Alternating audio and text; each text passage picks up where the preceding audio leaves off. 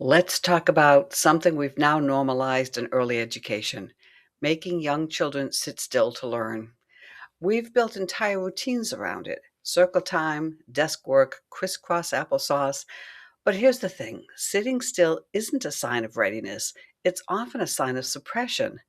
To illustrate just how widespread the expectation for stillness has become in early childhood settings, consider this real life example. An instructional coach shared with me her concern about a center where 1-year-old children were expected to sit quietly for 20 minutes at a time, reviewing flashcards with letters and numbers. This scenario demonstrates that the demand for young children to remain stationary and engaged in passive activities is not just common, it has become deeply embedded in educational routines, even among our youngest learners. Young children learn through movement and play. Their brains are wired to connect ideas to action. When they wiggle, climb, bounce, and build, they're not being disruptive, they're being developmentally appropriate. Think about it. A child hopping while counting is building number sense and body awareness.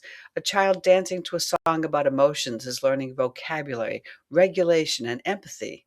A child building with blocks on the floor is exploring physics, collaboration, and spatial reasoning.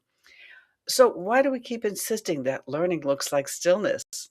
Often it's about adult comfort, classroom control, tradition, and the belief that the brain and body are separate entities.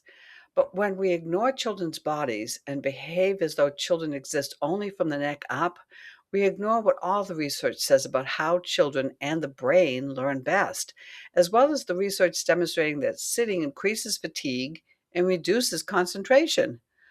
When we prioritize quiet over curiosity, we miss the magic.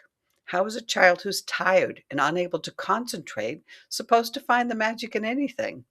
The most vibrant learning environments aren't silent, they're alive. They hum with movement, laughter, questions, and experimentation. If we want children to thrive, we need to rethink what ready to learn really means. It doesn't mean sitting still, it means being engaged. It means honoring their bodies as part of their brains.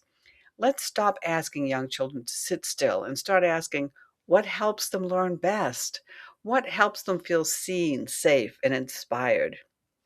Why are we not prioritizing the children's preferred modes of learning, which are movement and play? When we let go of the myth of stillness, we make room for real learning, and that's where the magic begins.